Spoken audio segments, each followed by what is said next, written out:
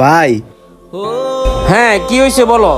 ভাই, আমি না অনেক অসুস্থ, আমার অনেক ক্ষুধা লাগছে, আমাকে কিছু খাবার খাওয়াইবেন? আজকে 2 দিন যাবত ধরে আমি কোনো ভিজা খাবার খেতে পারি নাই। আপনার অনেক খিদা লাগছে তাই না? ভাই, আমি তো এই দুনিয়াতে আর বেশি দিন বাঁচবো না। আমার 2টা কিডনি ড্যামেজ হয়ে গেছে, আর ডাক্তারে বলছে আমি আর 10 দিন বাঁচবো। আপনি যদি আমার কিছু খাবার খাওয়াইতেন, আমি আল্লাহর কাছে অনেক দোয়া করতাম আপনার জন্য। আহারে, আমি আসলাম ডাল ভাত খাইতে, আসি আমার পকেটে কয় টাকা, এই টাকা দিয়ে ওরই খামু না আমি নিজেই খামু, কি যে করি কিছুই বুঝতেছি না। আচ্ছা ঠিক আছে ভাই, তুমি এখানে বসো। আচ্ছা ভাই।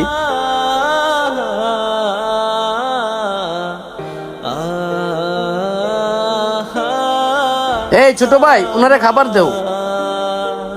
ভাই, আমি তো আর বেশি দিন বাঁচবো না। আমার না গরুর গোস্ত দিয়ে তেহেরি খেতে মন চাইতেছে। আপনি আমারে গরুর গোস্ত দিয়ে 1 প্লেট তেহেরি খাওয়ান না। এই লোকটা তো আমার কাছ থেকে তেহেরি খেতে চাইতেছে, আমার কাছে আসি তো 50 টাকা, তেহেরির দাম হইলো 200 টাকা, আমি টাকা কোথায় পাবো? আচ্ছা ঠিক আছে, আমি তোমার তেহেরির কথা বলতাছি। এই ছোট ভাই, তেহেরি দেও।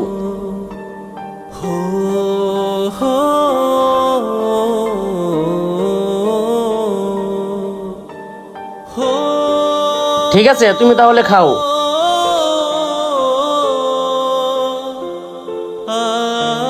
ভাই মনে হয় অনেক ভালো, আমার কথা মতো আমাকে গরুর গোস্ত দিয়ে তেহেরি খাওয়াইতেছে।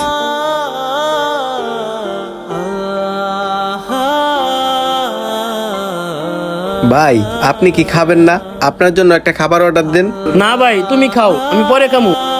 ভাই সমস্যা নাই, আপনি আর একটা খাবার অর্ডার দেন, আমরা 2 জন একসাথেই খাই। বলছি তো আমি পরে খামু, তুমি খাও। হ্যাঁ, আইসো দয়া সাগর, নিজে খাইতে পারে না আবার আরেকজনটা খাওয়াই।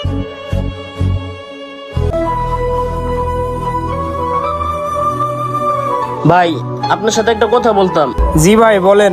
ভাই, আমি তো আপনাকে চাইছিলাম নর্মাল খাবারের জন্য, ওই লোকটার তেহারি খেতে ইচ্ছা করতেছে, লোকটা অনেক অসহায়, তাই লোকটারে খাওয়াইলাম। আমার কাছে 50 টাকা আছে, এই টাকাটা আপনি রাখেন, কালকে বাকি টাকাটা আমি দিয়ে যাবো।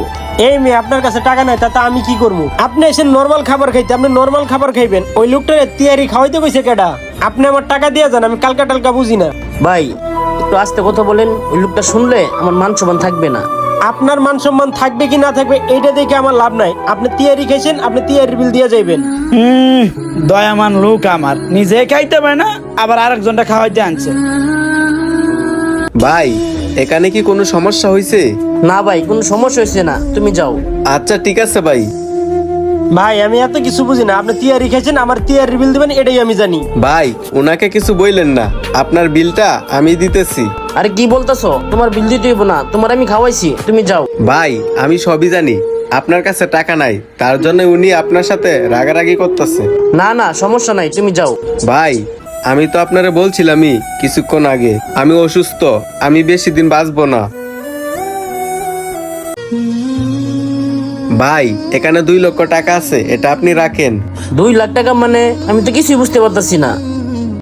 কিরে, 2 লাখ টাকা? ইসরে কি মিস্টেক করলাম। ভাই, আপনার কিছু বুঝতে হবে না, আমি অনেকদিন যাবত খুঁজতেছিলাম আপনার মতো একজন দয়াল ছিল, যে কিনা মানুষের বিপদ আপদের সময় সবসময় পাশে দাঁড়া। ভাই, এই 2 লক্ষ টাকা আপনার কাছে রাখেন।